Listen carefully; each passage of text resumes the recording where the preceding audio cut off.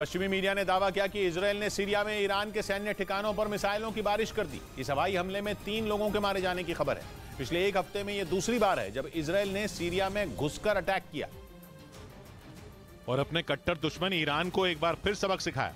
पश्चिमी मीडिया का दावा है कि इजरायल ने सीरिया के हमा और तारतूस प्रांत के बीच मौजूद ईरान के हथियार डिपो को निशाना बनाया।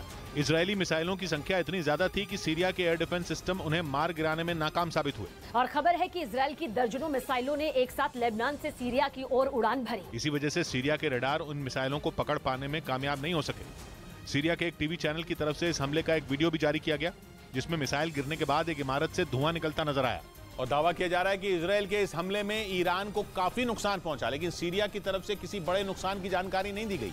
उधर इजरायल ने भी इन हमलों पर कोई बयान देने से साफ इनकार कर दिया। हालांकि पश्चिमी मीडिया का दावा है कि सीरिया के हमा और तारतूस प्रांत के बीच ईरान ने हथियारों का जखीरा जमा कर रखा था, जिसे इजरायल की सेना तबाह करने की ताक में थी।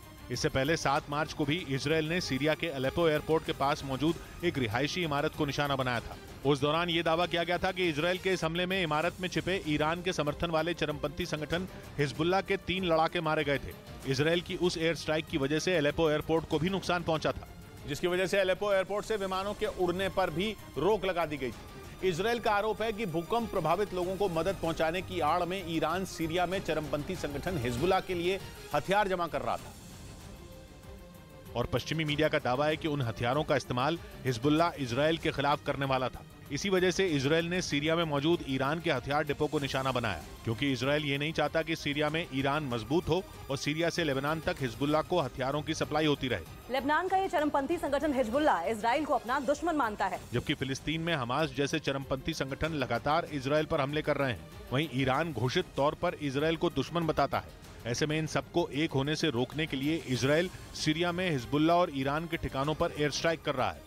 इधर उत्तर प्रदेश की इलाहाबाद हाईकोर्ट परिसर में बनी मस्जिद को हटाने के फैसले में सुप्रीम कोर्ट ने दखल देने से इनकार कर दिया। 2017 में हाईकोर्ट ने मस्जिद हटाने का आदेश दिया था, जिसे सुप्रीम कोर्ट में चुनौती दी गई थी, लेकिन देश की सबसे बड़ी अदालत ने यह साफ कहा कि उसे इलाहाबाद हाईकोर्ट के फैसले में दखल देने की कोई वजह नजर नहीं आती। इसीलिए 3 महीने में वहां से मस्जिद हटा ली जाए।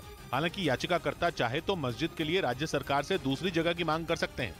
इस बीच रूस के मीडिया ने दावा किया कि हथियारों की कमी का रोना रो रहे वैगनर ग्रुप के मुखिया पर पुतिन भड़क गए। बताया गया कि येवगेनी प्रिगोजिन पर उन्होंने कई तरह की पाबंदियां लगा दी ताकि वो रूसी सेना के खिलाफ बगावत के सुर न उठा पाएं। रूस के मीडिया के मुताबिक वैगनर ग्रुप के मुखिया के लिए सरकारी फोन लाइनें बंद कर दी गईं। इतना ही नहीं, दावा है कि अब वो रूस की सरकारी एजेंसियों से बातचीत भी नहीं कर सकते, क्योंकि वहां भी येवगेनी प्रिगोजिन को ब्लॉक कर दिया गया। बताया गया कि ये एक्शन उनके लगातार रूसी सेना के खिलाफ बयानबाजी करने के बाद लिया गया। दावा है कि वैगनर ग्रुप के मुखिया यूक्रेन के बखमुत में हथियारों की कमी के लिए पुतिन के कई करीबी अधिकारियों पर भी निशाना साध रहे थे।